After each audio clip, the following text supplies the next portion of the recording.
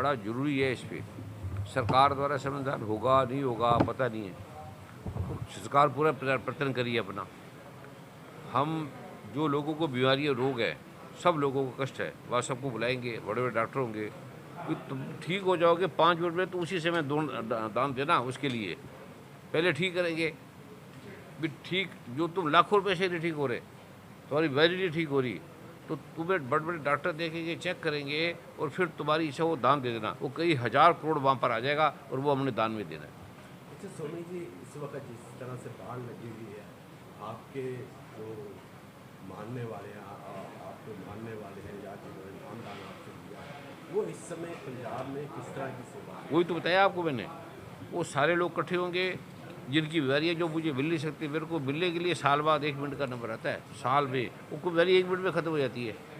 तो वो जो लोग ख़त्म होंगे उनको बोले कि ठीक होने के बाद ये सारे पैसे देना बाढ़ के लिए, और वो हमें प्रधानमंत्री फंड में या राष्ट्रपति फंड में या कोई फंड में वो देगा। वो आपके सारे लोग वहाँ देखेंगे, धन भी आपने रखना है और देना भी बाढ़ में आपने है, और लोग आके आपको देंगे और आपके परिवार के खुद भी देंगे, सारा आदमी उसको देगा।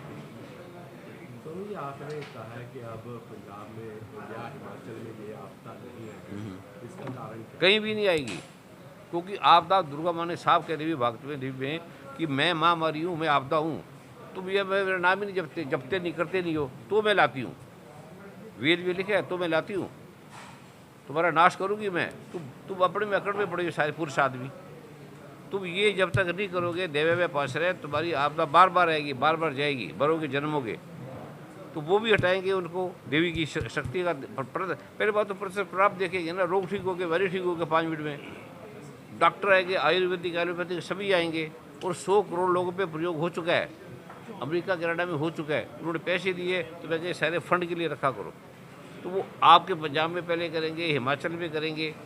अब कैंप लगा था, बड़े बड़े सब ठीक हो गए, उनसे अपने पैसे नहीं लिए, लेकिन अब दोबारे में हम करेंगे तो तुम धंधो और बाढ़ पीड़ितों के लिए दो, और आप पत्रकार सारे होंगे और लेने वाले होंगे, और लेने वाले किस फंड में डालेंगे वो तो करेंगे। नमस्कार, मेरा नाम एकता नागपाल और मैं संस्थापक हूँ जड़ों से जुड़ों की।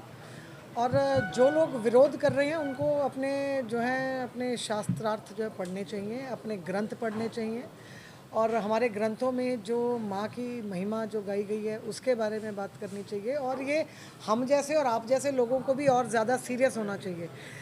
जब नेगेटिविटी उठती है तो जो होता क्या है, नेगेटिविटी वाले इकट्ठे वो शोर मचाते हैं और जो पॉजिटिव वाले इकट्ठे नहीं होते। तो ये हम और आप जैसे लोग जो अपने आप को सनातनी मानते हैं, जो इस विचार को समझते हैं, उन्हें सामने आकर के इकट्ठे अपने अपने जगह पे खड़े होकर कहना चाहिए कि ये जो महिलाएं कर रही हैं ये ठीक कर रही हैं। ये जो है सशक्तिकरण बातों में नहीं, वास्तव में धरातल पे जो है होना चाहिए कि पुरुष तो किरदार निभा सकता है, लेकिन महिला अपवित्र है और किरदार नहीं निभा सकती। जाने कितने और सालों तक ये इनकी सोच है कि औरत को दबा के रखना है। ये जो है अब ऐसा होने की कोई संभावना है नहीं। अगर मुट्ठी भर लोग कुछ ये कहें कि जो है हमको ये करना है, तो उनके कहने से जो है हम लोग तो नहीं इसमें पीछे हटेंगे। महिलाएं हैं वो दृढ़ हैं, ये भारत की बेटी है और ये नए भारत की बेटी है।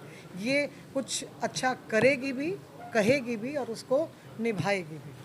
देखिए वो विरोध कर रहे हैं तो बात वही है कि एजुकेट करना पड़ता है। जब अंधकार होता है तो आपको दिया जलाने का ही प्रयास करना चाहिए, और वो हम अपने हिस्से का दिया जला रहे हैं। अब उन तक प्रकाश पहुंचता है नहीं पहुंचता है, उनको प्रकाश लेने की सद्बुद्धि प्रभु देते हैं नहीं देते हैं। हम तो राम काज कर रहे हैं, हम राम जी के चरणों में अपनी सेवा दे रहे हैं। क्या औरतें क्या अपने इष्ट की अपनी सेवा भी नहीं हम कर सकते? हम क्या आई फेल टू अंडरस्टैंड कि हमारे पास क्या अधिकार नहीं है। एक बहुत अच्छी चंद लाइनें जो हैं हमारी बहुत ही प्यारी जो है सुषमा स्वराज जी जो आज नहीं है हमारे बीच, उन्होंने एक बार कही थी जो मुझे बहुत याद आती हैं कि एक पथरीली डगर है नारियों की ज़िंदगी, एक कंटीला सफ़र है नारियों की ज़िंदगी, चाहे हो अग्नि परीक्षा या हो चौसर की बिसात, हर सदी में दाव पर है नारियों की ज़िंदगी। आज के युग में भी औरत अपने हक के लिए, अपने अधिकार के लिए, यहाँ तक कि अपने इष्ट की सेवा करने की भी जंग लड़ रही है, लेकिन हम इस जंग को फतेह करके निकलेंगे। कब से आपकी रामलीला शुरू हो रही है? जो अखंड ज्योत आ रही है वो कहाँ से आ रही है? 22 तारीख को जो है अखंड ज्योत हमारी अमृतसर में जो वाल्मीकि जी का जो आश्रम है भगवान वाल्मीकि जी का, वहाँ से हमारी जोत आ रही है। और 23 तारीख से हमारी रामलीला जी का मंचन शुरू है, जो 2 अक्टूबर तक चलेगा इंद्रधनुष ऑडिटोरियम में, रोज रात को 8 से 11 बजे तक। एक क्विज टेस्ट का भी रखा तो वहाँ पे क्या होगा? जी हाँ, हम हर बार अपने जो है पिछले 3 सालों से जब भी पर्दा गिरता है रामलीला का, तो हम उस दिन के मंचन से जुड़े हुए प्रश्न ऑडियंस से पूछते हैं। और बहुत हमारा एक्सपीरियंस ऐसा है कि ज़्यादातर बच्चे वो सामने आकर के इसका जवाब देते हैं। और जब बच्चे खड़े होकर के जवाब देते हैं तो हमें ये लगता है कि जिस मिशन के लिए हम लगे हैं, हमारा वो मिशन कहीं ना कहीं पूरा होता हमें नज़र। सबसे पहले तो मैं ये कहूँगा कि एक बहुत अच्छा ये जो इनिशिएटिव है, इसमें महिला सशक्तिकरण का संदेश है। और इसमें क्योंकि ये रामलीला ऑडिटोरियम में होने जा रही है, तो ऐसे लोग जो रूटीन की रामलीलाओं में नहीं जा पाते, मैं यही कहूँगा कि जो थोड़ी एलीट क्लास है, जो तो लोग ऐसे वर्ग के हैं जिनको लगता है कि खुले में उनको दिक्कत आती है, तो वो हम उनको बाय इनविटेशन जो है वो उनको परिवार सहित बुलाएंगे, ताकि उनके बच्चों को भी जो है वो ये रामायण के संस्कार मिल सके। रही बात विरोध की, तो मैं समझता हूँ कि सबसे पहले जैसे मैं गया था इस रामलीला में 2022, 23, 24 में, और मैंने एकता जी से अनुरोध किया कि आप इसको लार्ज स्केल पे कीजिए। तो जब मैंने देखा वहाँ पे जिस प्रकार से ये बहुत अच्छे से इसका मंचन होता है, और इसकी रिहर्सल जो है कई महीने पहले से, कई दिन पहले से लगातार पूरा दिन लगा के महिलाएं कर रही हैं। और जैसे बताया 6 साल की बच्ची से लेके 80 साल की बुज़ुर्ग माता तक का भी रोल, लगभग 80 महिलाएं की टीम है जो सारा ये रामलीला का मंचन करेगी। और मेरा उनसे अनुरोध है कि एक बार वो देखें आगे, अगर उनको कोई उस तरीके से कोई लगता है तो हम बिल्कुल उनकी बात को स्वीकार करेंगे। लेकिन मुझे लगता है कि इस चीज़ को देखना चाहिए, समझना चाहिए। और जैसे एकता जी ने कहा कि अगर आप राम जी का, उन्होंने कहा हनुमान जी का रोल कोई महिला कैसे कर सकती है, तो मैं ये भी पूछना चाहता हूँ कि सीता मैया का रोल कोई पुरुष कैसे कर रहा था। बहुत सारी रामलीलाओं में आज भी पुरुष जो हैं वो महिलाओं के रोल तो निभा सकते हैं, लेकिन महिला जो है वो किसी पुरुष का रोल नहीं निभा सकती। और मैं एक और बात आपसे मैं अभी भागवत आजकल चल रही है, वहाँ जब कृष्ण रुक्मिणी स्वयंवर होता है तो वो स्वयंवर की पूरी प्रक्रिया की जाती है। और हमारे यहाँ कहा जाता है कि अगर वो शादी की प्रक्रिया होगी तो सच में शादी होगी।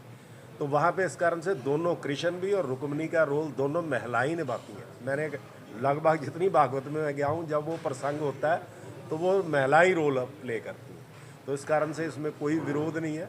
और सारे हिंदू संत समाज के, सनातन के सब लोगों का समर्थन और आशीर्वाद हमें है। कुमार स्वामी जी आज यहाँ पे उपस्थित है, अपने आप में इसकी उदाहरण है। सर एक सवाल, मेरा लास्ट सवाल है। भगवान कृष्ण ने जब द्वारका जाना था, राधा को छोड़ना था, तो उन्होंने राधा को वचन दिया कि पहले नाम तेरा आएगा फिर मेरा आएगा। उसी तरह से भगवान राम ने सीता को वचन दिया, पहले नाम तुम्हारा आएगा फिर मेरा आएगा। आज उसी औरत का विरोध। नहीं, मैं बिल्कुल कह रहा हूँ, ये तो हमारी संस्कृति है ना जी, अपना सीताराम, राधा कृष्ण।